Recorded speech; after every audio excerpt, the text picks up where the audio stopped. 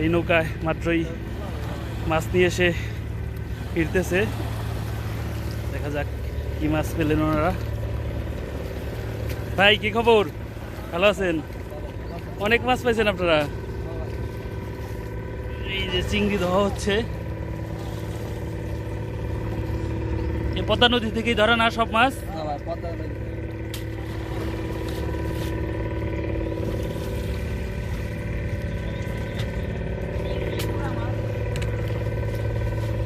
বড় বড় বোয়াল।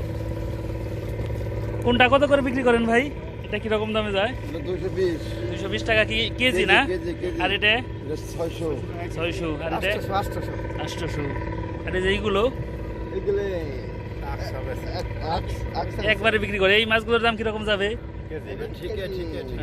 কেজি হিসাবে না? এটা তো খুব ভালো মাছ, এটার তো দাম মনে হয় বেশি না?